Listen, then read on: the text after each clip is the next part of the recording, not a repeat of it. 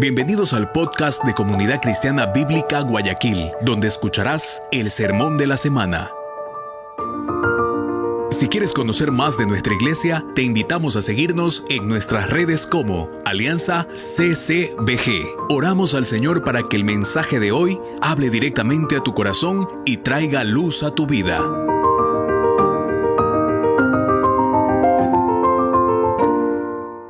Muy bien, entonces vamos al verso 11, dice la palabra de Dios así. Yendo Jesús a Jerusalén, pasaba entre Samaria y Galilea, y al entrar en la aldea le salieron al encuentro, ¿cuántos hombres? 10 hombres, ¿y cómo estaban? Leprosos, los cuales se pararon de lejos y alzaron la voz diciendo: Jesús, Maestro, ten misericordia de nosotros. Cuando él los vio, les dijo: id y mostraos a los sacerdotes. Y aconteció que mientras iban fueron limpiados. Verso 15. Entonces uno de ellos, viendo que había sido sanado, volvió glorificando a Dios a gran voz y se postró en tierra a sus pies dándole gracias, y este era samaritano. Verso 17. Respondiendo Jesús dijo: ¿no son 10 los que fueron limpiados? ¿Y los 9 dónde están? ¿No hubo quien volviese y diese gloria a Dios sino este extranjero? Y Jesús le dice a este extranjero, al samaritano: levántate, tu fe te ha salvado. Es increíble lo que está haciendo Jesús. Si nosotros empezamos a observar todo el capítulo 16, 17 y 18 del libro de Lucas, Jesús viene enseñando, pero lo viene haciendo en tipo de sermón. Un sermón, una enseñanza, otro sermón, una enseñanza. Pero aquí Jesús va a hacer un milagro y detrás del milagro hay una enseñanza. Y cada detalle tenemos que ir observándolo. Quisiera que observemos un poco el contexto de los leprosos, en qué región estaban. Y la Biblia nos dice en los primeros versículos que venían camino a Jerusalén entre Samaria y Galilea. Ahora, esto denota un tema cultural que sí debemos nosotros observarlo, porque había una pelea entre estas dos regiones, más o menos como Barcelona y Emelec, por ponerlo algo aquí en nuestro contexto, ¿ya? Samaria había sido la capital del reino del norte en Israel. Israel en un tiempo se divide en dos y hay dos capitales. Samaria es reino del norte, Jerusalén reino del sur. Los samaritanos fueron invadidos por Asiria. Cuando sufren esa invasión, vienen pueblos de otro lado y se mezcla la etnia, la cultura, la religión. Pero estaban dentro de la misma sección de Israel.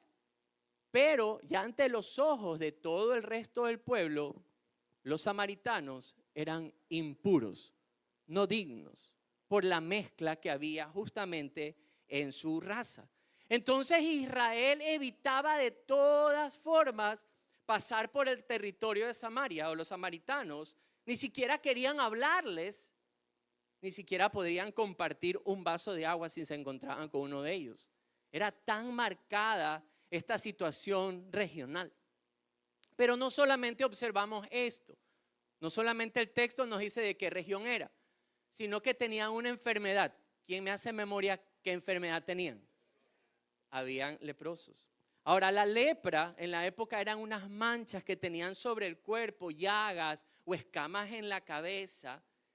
Pero lo interesante de ellos es que cuando esta enfermedad les llegaba, tocaba la puerta de sus vidas, les cambiaba absolutamente todo, desde la forma en la que estaban en la sociedad, cómo vivían, si es que trabajaban. Y de hecho, cogí ciertos detalles que me gustaría compartirles. Por ejemplo, cómo se vestían. Ellos no se vestían de manera normal, sino que andaban con vestiduras rasgadas y con el cabello todo desbarotado. De hecho, ellos tenían que vivir a las afueras del pueblo. Y había algo interesante.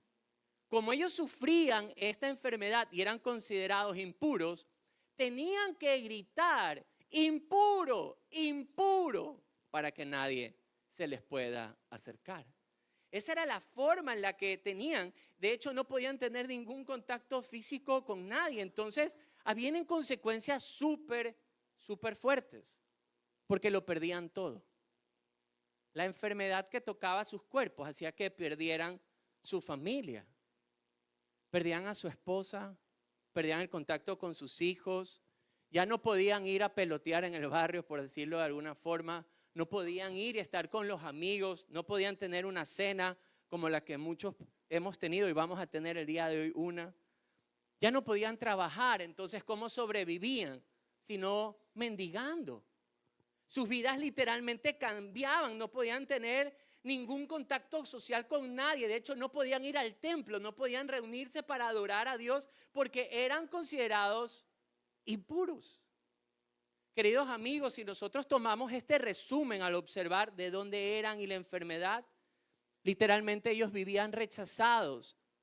En este caso, el hombre que es sanado por su etnia, por ser samaritano, pero también por su condición en la piel. Ojo, yo no quiero victimizar al hombre que es sanado, al samaritano que regresa a dar gracias a Jesús, porque los samaritanos también pecaban de algo. Ellos se consideraban a sí mismos los herederos genuinos de Moisés. Entonces los samaritanos también tenían ego. Si yo quisiera encapsular y darle tal vez un nombre a este personaje central de la historia, yo diría que él es un hombre con ego común que cayó en desgracia. Muy parecido a cualquiera de nosotros. Pero, ¿quiénes eran las amistades que tenían ellos? Se dan cuenta de algo interesante, que muchas veces las desgracias separan, pero hay veces que las desgracias unen. ¿Sí se ha dado cuenta de esto? Miren el refrán que encontré por ahí, no sé si usted se lo sepa, y dice así: en la mucha necesidad se conoce al verdadero amigo. ¿Lo ha escuchado? Pero qué interesante aquí, porque vemos a un hombre que no era solo uno. ¿Cuántos estaban en total?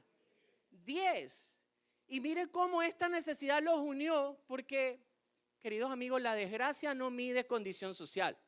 Ni edad, ni raza, si es flaco o es gordo, si es lacio, sambo, negro, chino, no mide absolutamente nada. La desgracia en este caso los unió y vemos samaritanos y judíos unidos.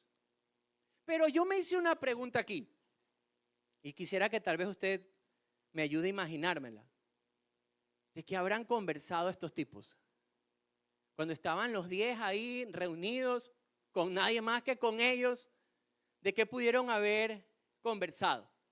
Y yo hallé tal vez 3 posibilidades de las que comúnmente los seres humanos conversamos cuando caemos en alguna desgracia. Y es que nos acordamos, la primera es, nos acordamos de las épocas de oro. Entonces yo me imagino a los leprosos sentados ahí diciéndote: ¿te acuerdas cuando yo era guapo? Y tenía toda esa cabellera, como ahora ya tenía todo esto, ¿no? Pero ahora no puedo ni siquiera hablarle a mi familia. Oh, ¿y te acuerdas cuando yo tenía ese trabajo? Ay, qué tiempos aquellos.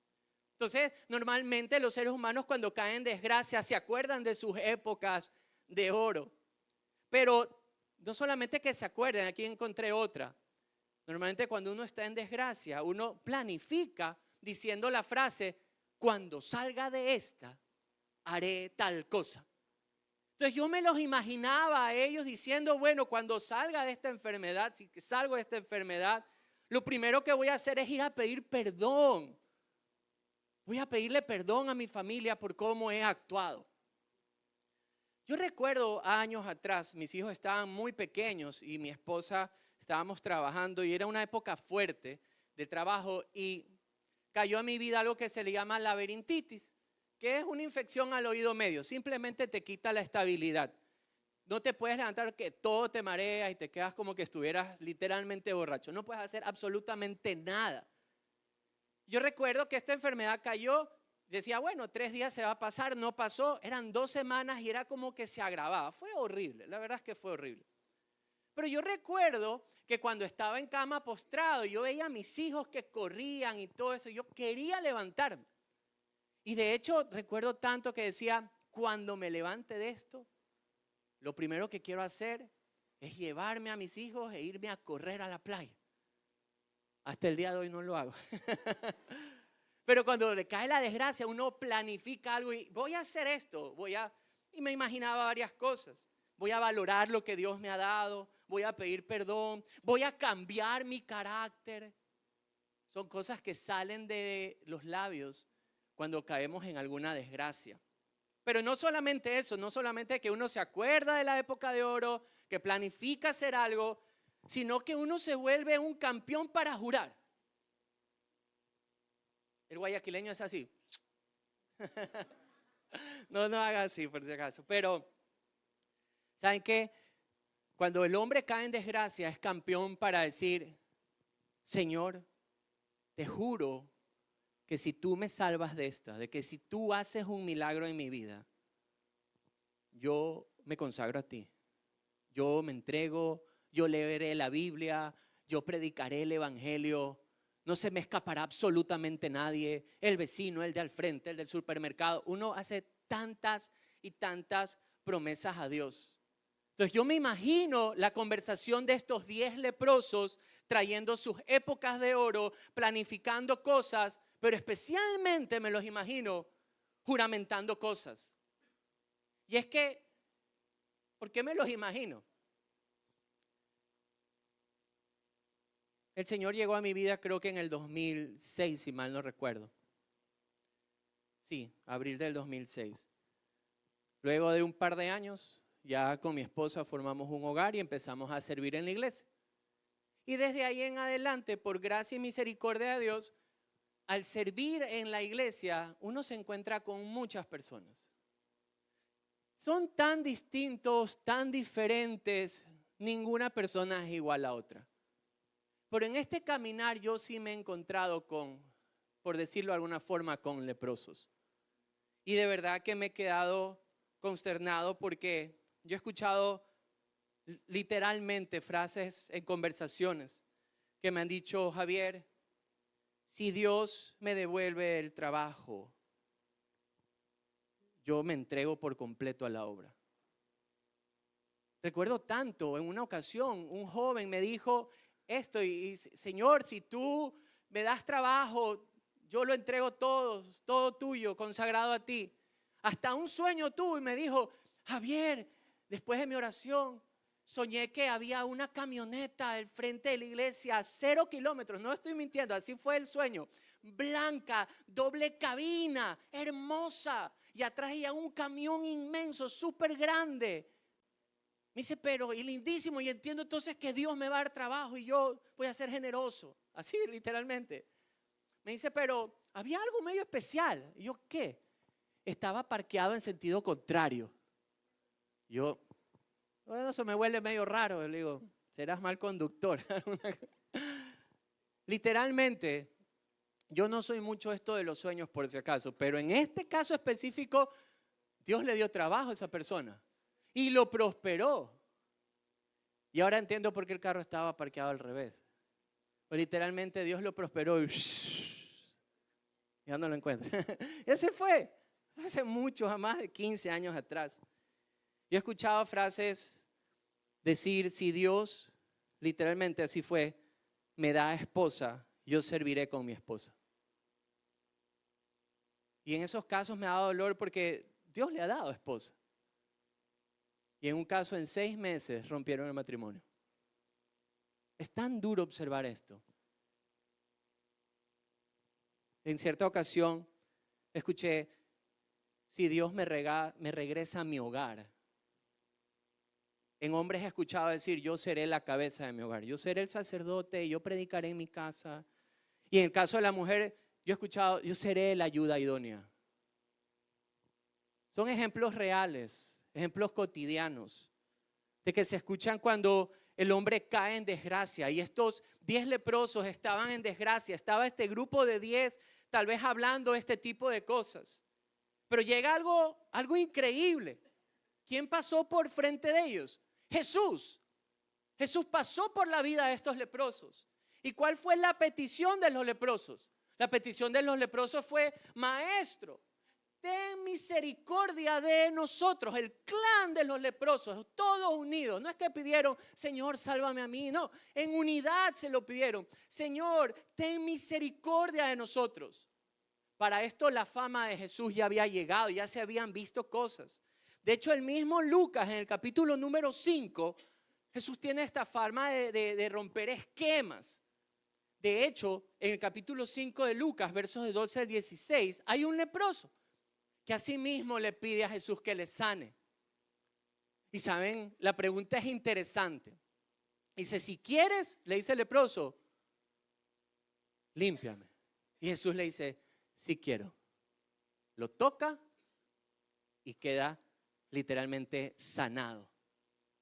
Jesús ya tiene esta fama y estos hombres pudieron haber escuchado, y no solamente que sanaba leprosos, sino que su amor era tan grande que Juan 4 en cambio recaba la información de que Jesús habla con una samaritana, cosa que en la época no se hacía. Pero Jesús nos está mostrando que grande es el amor de Él. Y por eso, cuando ellos ven pasar a Jesús, si alguien podía hacer el milagro, era Jesús. Por eso es que ellos alzan la voz, dice el texto en el verso número 13.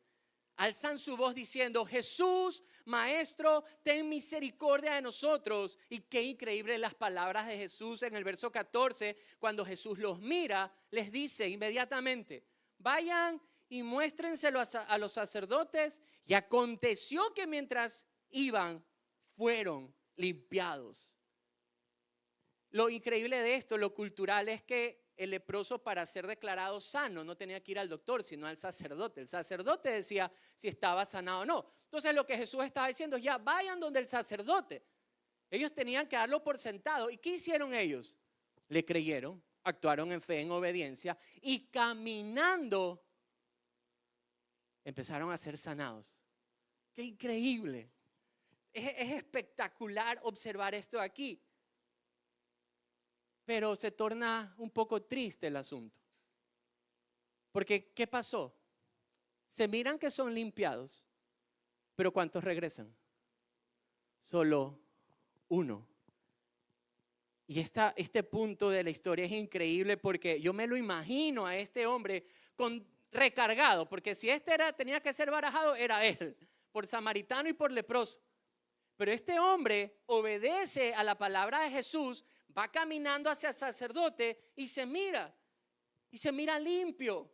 Entonces, lo más probable es que en su mente tenía que haber venido lo siguiente: el momento en que él perdió por la enfermedad a su familia, a sus amigos, su trabajo, todo contacto social perdido por completo, ni siquiera a la iglesia podía ir. Lo primero que uno hace cuando su salud es restaurada es como recuerdas absolutamente todo lo que la enfermedad te quitó. Y tal vez él se acordó de las conversaciones con sus amigos diciendo, bueno, si un día llego a ser sanado, entonces voy a ir y voy a pedir perdón a mi familia, voy a ir otra vez y haré las cosas de manera diferente. Y se acuerdan en los juramentos, y juraré que me consagraré a Dios. Queridos amigos, Jesús había hecho un milagro en la vida del leproso. Pero hay algo interesante en la vida de este leproso, porque él regresa, glorifica a Dios. Y Jesús hace una pregunta increíble, dice, ¿y no eran más? ¿Y dónde están? Y solamente uno ha venido a dar gloria a Dios. Pero lo interesante en el texto bíblico de hoy es que este hombre recibe un milagro, pero la gratitud le abre una puerta a un milagro mayor. No sabía lo que Jesús le diría después, pero él se presenta, va a agradecer a Dios, y cuando se encuentra con Jesús, Jesús le dice, vete, tu fe te ha salvado. Ya le había limpiado el cuerpo, ya no tenía la enfermedad, pero Jesús le abre una puerta a un milagro mayor. cuando le habla ya no de lo que estaba sucio por fuera, sino lo que estaba sucio por dentro. Porque las dos palabras que usa el texto, la palabra limpiado es la palabra katazo. Y esa palabra habla del exterior. Pero cuando Jesús le dice, tu fe te ha salvado, usa una palabra que es la palabra sozo. Y significa literalmente restaurado en relación con Dios. Jesús le abre una puerta a un milagro mayor. Queridos amigos, nosotros hoy estamos aquí reunidos porque tenemos gratitud con Dios.